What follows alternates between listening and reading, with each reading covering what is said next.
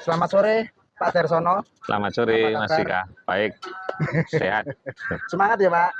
Harus dong. Ini situasi ini tidak bisa selain tidak semangat.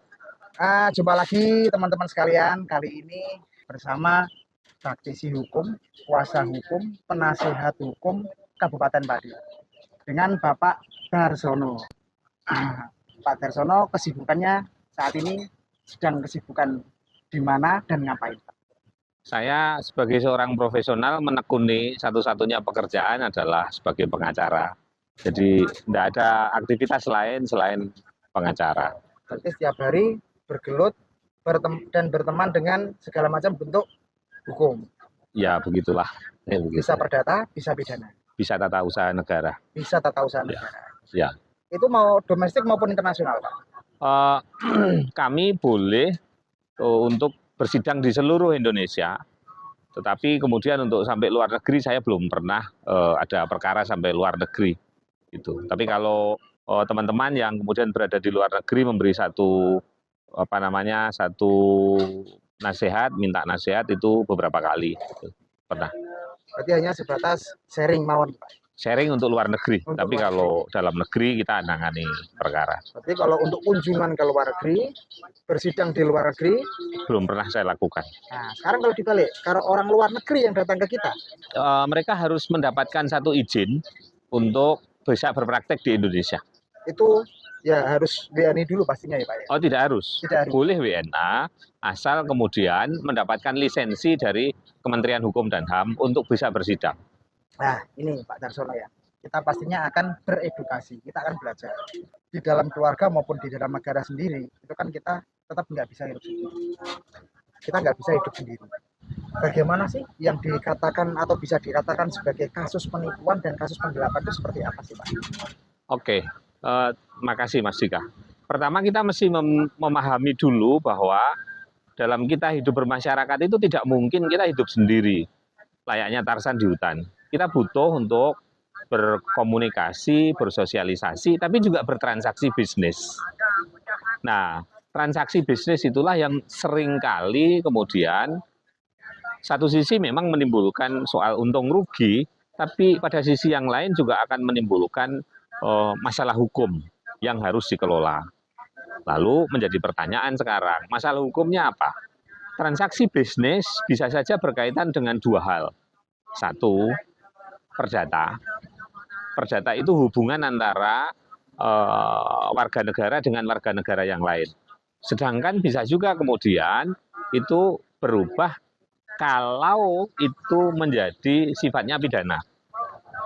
Pertanyaan sekarang, bagaimana garis batas untuk satu perikatan bisnis, transaksi bisnis itu disebut sebagai satu perbuatan pidana dan satu ini perbuatan perdata.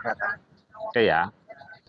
Yang mesti kita pahami pertama-tama adalah pidana itu berkaitan dengan adanya niat jahat. Jadi tidak bisa dipidana itu tanpa kemudian adanya niat jahat.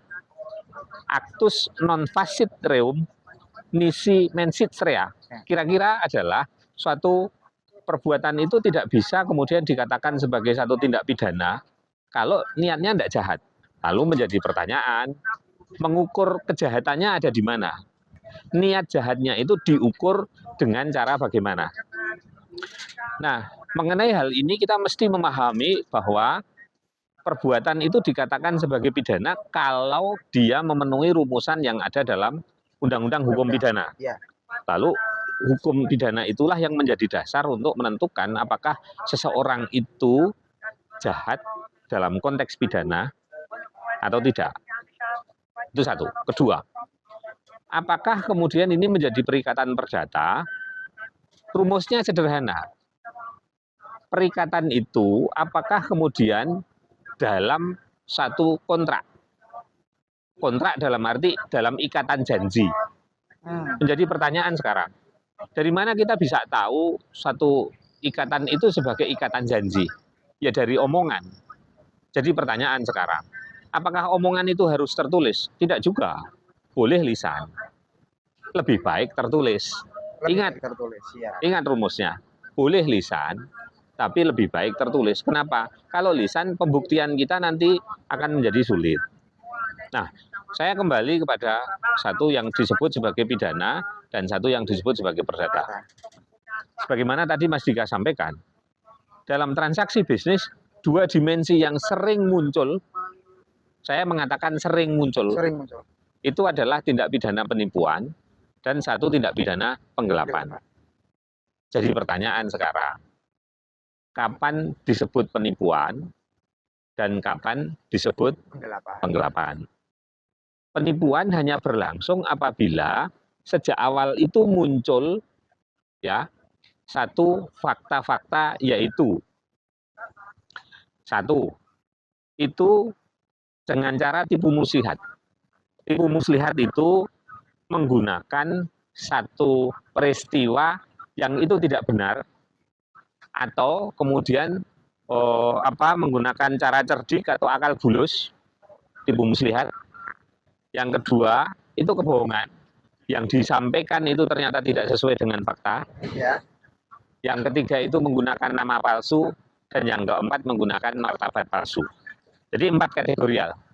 Menggunakan tipu muslihat, menggunakan kebohongan, menggunakan nama palsu, menggunakan martabat palsu. Ya. Ini caranya. Jadi bisa dipilih salah satu ya Pak ya? Bisa dipilih salah satu. Caranya adalah 4 ini. Tapi bisa dipilih, tidak harus semua. Tidak harus semua. Ya. Lalu akibatnya adalah menguntungkan bagi diri sendiri atau orang lain. Jadi kebohongan, terus kemudian tipu muslihat, nama palsu, martabat palsu itu tidak bisa disebut pidana kalau tidak ada yang diuntungkan. Entah secara sendiri, entah itu orang lain. Nah, yang kategorial yang ketiga itu adalah melawan hukum. Jadi caranya itu kemudian dengan cara melawan hukum. Nah, itu penipuan. Kalau kemudian penggelapan itu, kalau di penipuan itu kan kebohongan itu berada di depan, baru barang diserahkan. Kebohongan berada di depan, kemudian barang baru diserahkan. Betul. Ya. Nah, kalau dalam penggelapan tidak ada kebohongan, barang diserahkan, tetapi ketika mau diminta oleh pemilik, itu kemudian si orang yang kita sebut orang dititipi ini ternyata tidak bisa mengembalikan. Itu penggelapan. Kalau misalnya dikembalikan, tapi dengan wujud yang lain, apa bisa disebut dengan penggelapan juga? Kalau si pemilik barang itu mau, tidak apa-apa. Selama diterima. Selama diterima. Tetapi selama kemudian itu tidak diterima, maka disitulah kemudian penggelapan berlangsung. Berarti intinya ya Pak, kalau penggelapan itu selama barang itu dikembalikan dan ada wujudnya, atau ditukar dengan barang yang lain selama diterima oleh si pemiliknya, berarti itu sah. Yap, betul Mas Dika. Berarti kalau di titik penggelapan ini agak simpel ya Pak ya? Ya. Simpel ya? Ya. Cuma yang di titik penipuan ini berarti yang agak banyak menu. Betul.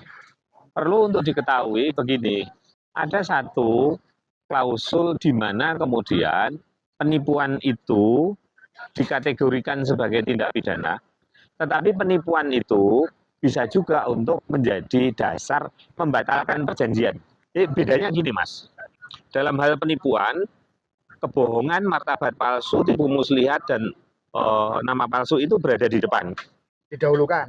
Sehingga kemudian kebohongan itu menggerakkan pemilik barang untuk menyerahkan barang. Ya. Secara melawan hukum, karena dasarnya dibohongi, ditipu. Ya. Tetapi ada juga yang kemudian setelah perjanjian ternyata ada informasi yang kemudian juga tidak betul. Ada kemudian diberikan satu fakta-fakta yang tidak benar. Kita katakan itu ditipu. Menjadi pertanyaan, apakah ketika peristiwa itu terjadi, itu dikatakan juga sebagai tindak pidana? Apakah jadi tindak pidana juga? Bagi saya, iya. Tidak. Argumentasinya apa?